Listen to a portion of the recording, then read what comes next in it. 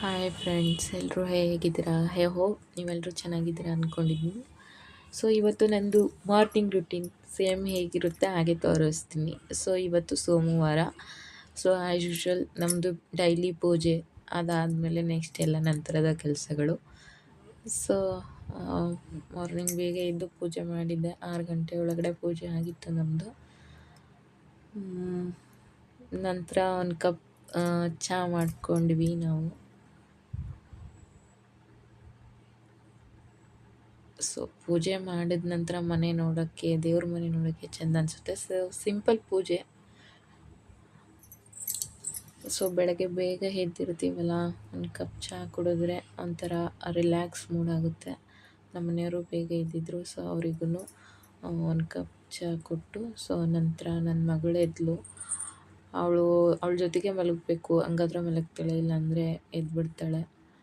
So ಅವಳಿಗೆ ಎದ್ದ ನಂತರ ಅವಳಿಗೆ ರಾಗಿ ಸರಿ ನಾವು ತಿನ್ನಿಸೋದು. ಸೊ ರಾಗಿ ಸರಿ ಮಾಡಿ ತಿನ್ನಿಸಿ ಅವಳಿಗೆ ಎಣ್ಣೆ ಹಚ್ಚಿ ಮಸಾಜ್ ಮಾಡಿ ಮತ್ತೆ ಸ್ನಾನ ಮಾಡಿಸಿ ಮಲಗಿಸಿದೆ.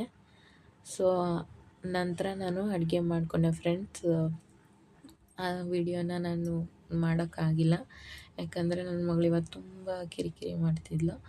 ಸೊ ನಾವು ಅವತ್ತಂದರೆ ಚಪಾತಿ ಮತ್ತು ಕೋಸು ಪಲ್ಯ ಮಾಡಿದ್ದೆ, ಮಧ್ಯಾಹ್ನಕ್ಕೂ ಆಗುತ್ತೆ ಅಂತ. ಸೊಪ್ಪಿನ ಸಾರು, ಅನ್ನ ಹಾಗೆ ಎಲ್ಲ ಅಡುಗೆ ಮಾಡ್ಕೊಂಬಿಟ್ಟೆ. ಯಾಕಂತಂದರೆ ನನ್ನ ಮಗಳು ಆಮೇಲೆ ಯಾಕೋ ಕಿರಿಕಿರಿ ಮಾಡಿದ್ರೆ ಫುಲ್ ಹಂಗೆ ಎದ್ಬಿಡ್ತಾಳವಳು. ಆಮೇಲೆ ನನಗೆ ಅವಳು ಬಿಟ್ಕೊಂಡು ಅಡುಗೆ ಎಲ್ಲ ಮಾಡ್ಕೊಳಕ್ಕಾಗಲ್ಲ. ಸೊ 9 ಗಂಟೆ ಪೂಜೆ ಮಾಡಿದ್ಮೇಲೆ ಮನೆಯಲ್ಲಿ ಒಂಥರ ಏನೋ ಅಷ್ಟೊತ್ತಿಗೆ ಪೂಜೆ ಮಾಡಿ ದೀಪ ಉರಿಯೋ ನೋಡಿದ್ರೆ ಒಂಥರ ನೆಮ್ಮದಿ ಅನಿಸುತ್ತೆ ಫ್ರೆಂಡ್ಸ್. ನೋಡ್ತಿದ್ದೀರಾ.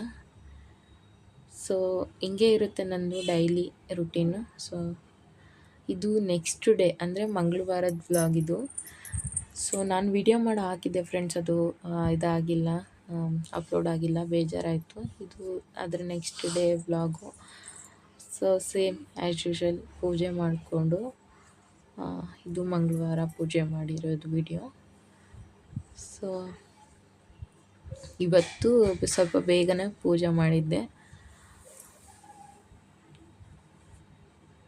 ನಂತರ ಸೊ ಇವತ್ತು ತಿಂಡಿಗೆ ಇದು ಪಡ್ಡು ಮಾಡಿದ್ದೆ. ಆಮೇಲೆ ಮಧ್ಯಾಹ್ನಕ್ಕೆ ಅನ್ನ ಸಾಂಬಾರು ಮಾಡ್ಕೊಂಡಿದ್ವಿ.